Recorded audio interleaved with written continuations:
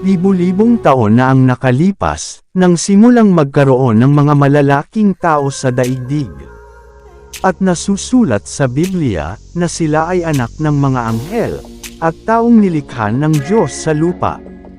Sila ang naging bunga ng pagsuway ng mga anghel na ito, at kumuha ng kani-kanilang asawa. At ang mga babae ay nagsipagsilang ng mga malalaking tao. At sila ay tinatawag na mga higanti.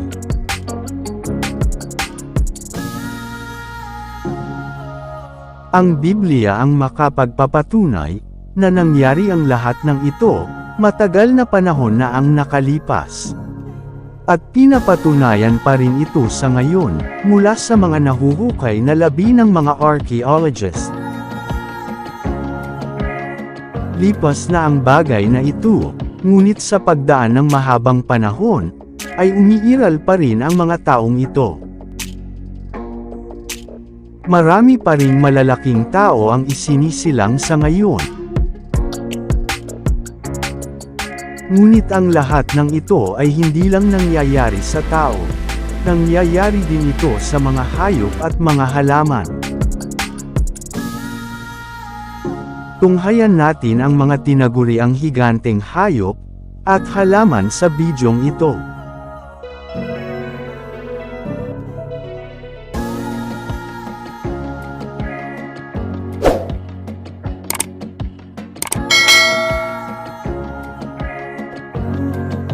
Ito ang higanteng saging na pinagmamalaki sa bansang Papua New Guinea.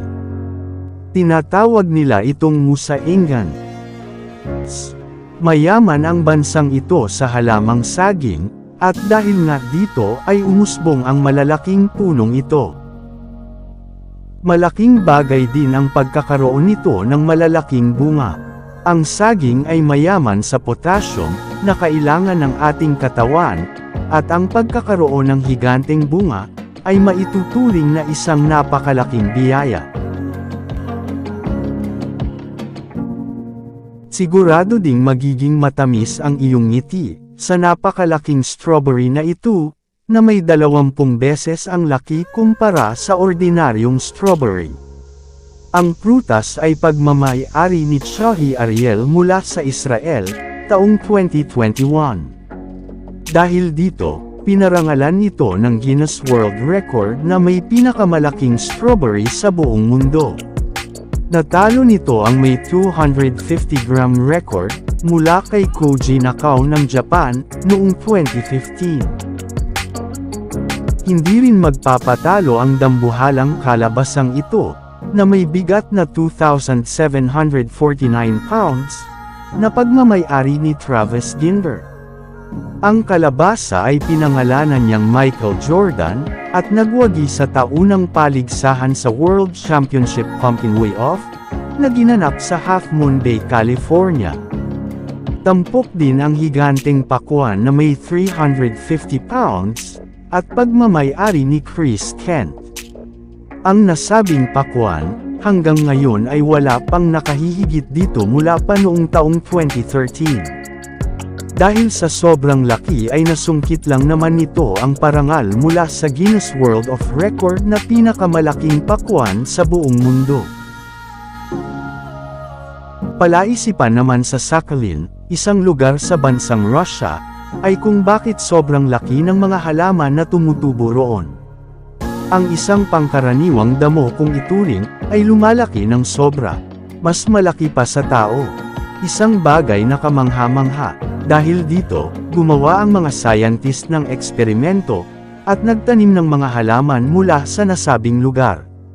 Itinanim nila ang halaman sa ibang lugar na hindi sakop ng Sakhalin, ngunit ito ay lumaki lamang gaya ng normal. Samantala, ang isang halaman mula roon, na itinanim sa Sakhalin, ay lamaking dambuhala. Paniniwala ng ilang residente roon na may misteryosong dahilan kung bakit ganun kalaki ang halaman. Salungat naman ito sa opinyon ng mga sintesta, at tinuturing nila na ang kalidad ng lupa sa lugar ang dahilan kung bakit ganito kalaki ang mga halaman. Naging sentro din ng atensyon sa media, ang pinakamalaking jellyfish na ito, na namataan sa karagatan ng southwestern England. Ang jellyfish na ito ay namataan ng isang broadcaster at biologist na si Lizzie Daly, at ayon sa kanya, ito ay hindi niya makakalimutang karanasan. Alam daw niya na malalaki daw talaga ang mga barrel jellyfish, ngunit hindi pa siya nakakakita ng ganito kalaki. Isang pambihirang pagkakataon ang masilayan, at makuna ng video ang dambuhalang nilalang na ito.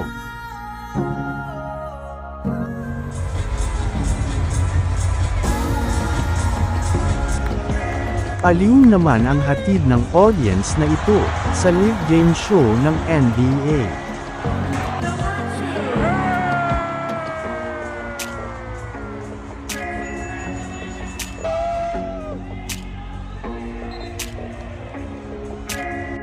Makikita ang pinakamalaking aso na naging audience ng nasabing liga. Makikita sa video na behave ang audience habang kondong ng kanyang amo na si Cliff Brush Jr. Ang pangalan ng aso ay Brody. At hindi lang siya basta aso, siya ay sikat na aso. Sa katunayan, mayroon lang naman siyang malaking bilang ng followers sa social media. 1 milyon sa Instagram, 5 milyon sa YouTube, at 6.6 milyon sa TikTok.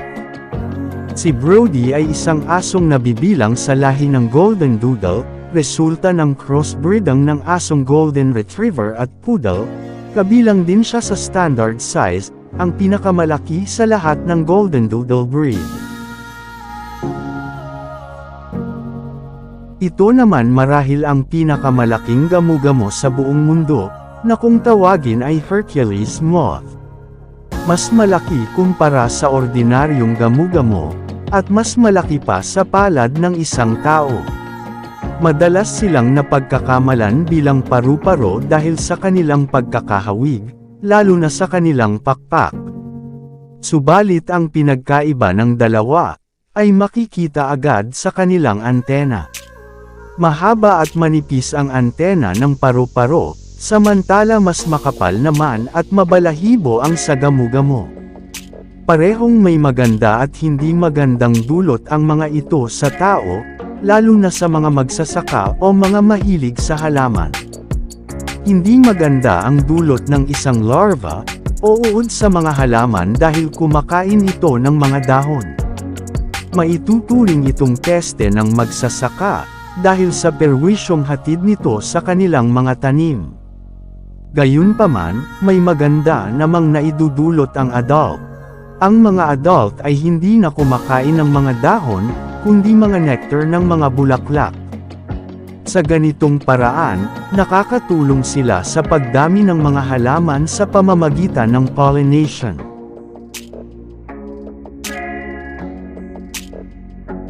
May alam ka pa bang higanteng hayop at halaman na wala sa nabanggit? E-comment mo na yan.